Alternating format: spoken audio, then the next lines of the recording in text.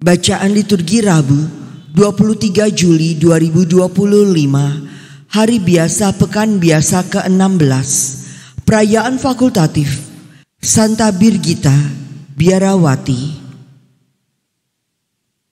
Bacaan dari Kitab Keluaran.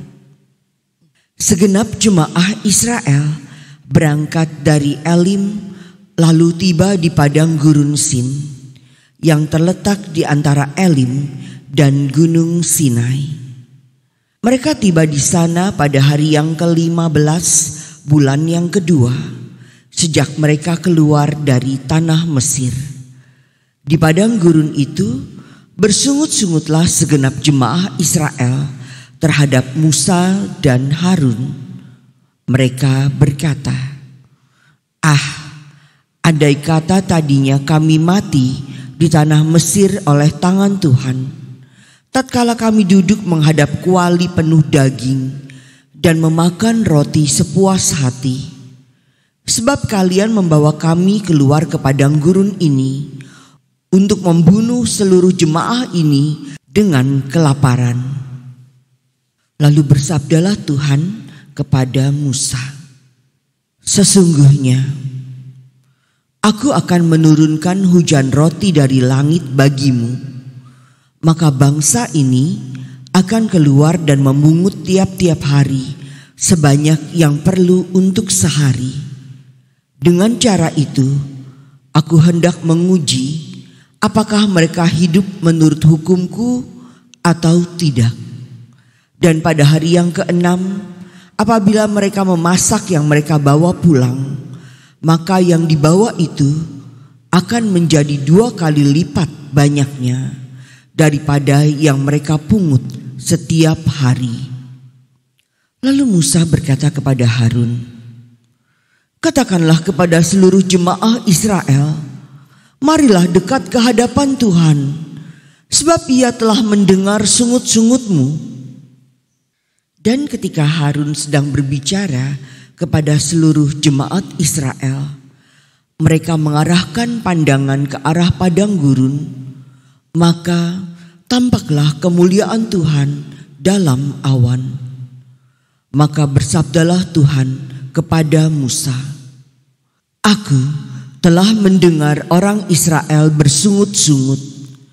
Katakanlah kepada mereka, pada waktu senja kalian akan makan daging, dan waktu pagi kalian akan makan roti sampai kenyang.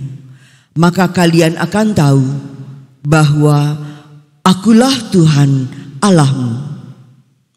Pada waktu petang datanglah berduyun-duyun burung puyuh menutupi perkemahan mereka, dan pagi harinya terhamparlah embun sekeliling perkemahan.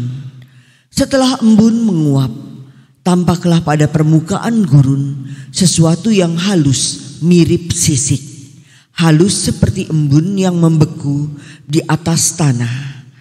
Melihat itu, umat Israel saling bertanya-tanya, apakah ini? Sebab mereka tidak tahu apa itu. Lalu berkatalah Musa, inilah roti yang diberikan Tuhan menjadi makananmu. Demikianlah sabda Tuhan. Syukur kepada Allah. Tuhan memberi mereka gandum dari langit. Tuhan memberi mereka gandum dari langit. Dalam hati mereka mencobai Allah dengan menuntut makanan untuk menuruti nafsu mereka. Mereka berbincang-bincang menyaksikan Allah.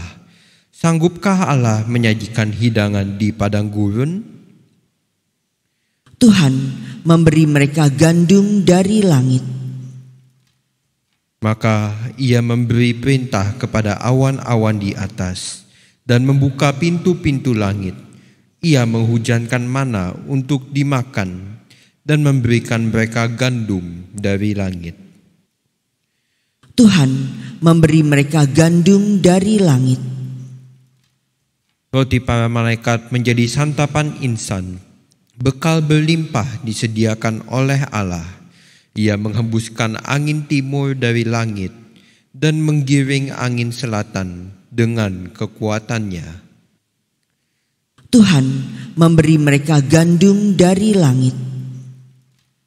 Ia menghujankan daging seperti debu banyaknya, dan burung-burung bersayap dihamburkannya, laksana pasir di laut. Semuanya itu dihujankannya di tengah perkemahan mereka, di sekeliling tempat kediaman mereka. Tuhan memberi mereka gandum dari langit. Haleluya, haleluya, haleluya.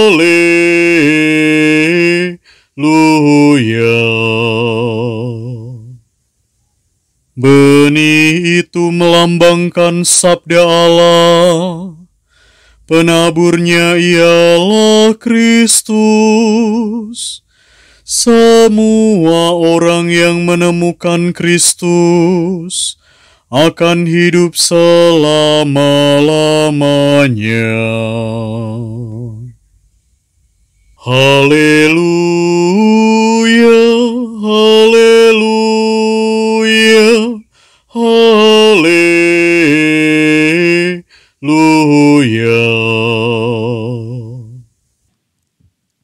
Inilah Injil suci menurut Matius. Dimuliakanlah Tuhan. Pada suatu hari, Yesus keluar dari rumah dan duduk di tepi danau. Maka datanglah orang banyak berbondong-bondong lalu mengerumuni dia, sehingga Yesus naik ke perahu dan duduk di situ.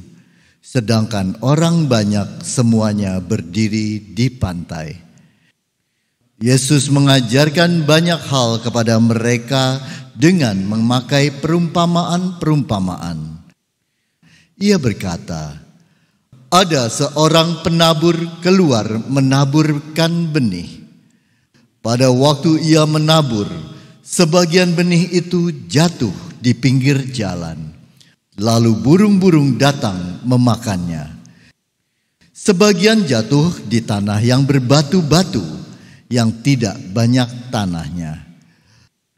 Lalu benih itu pun segera tumbuh karena tanahnya tipis.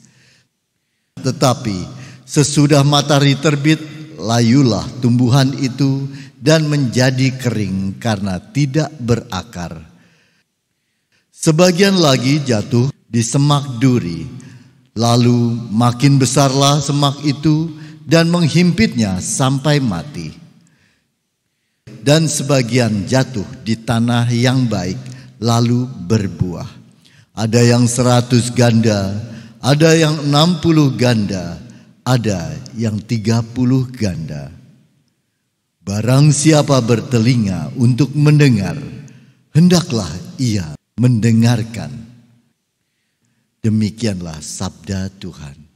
Terpujilah Kristus.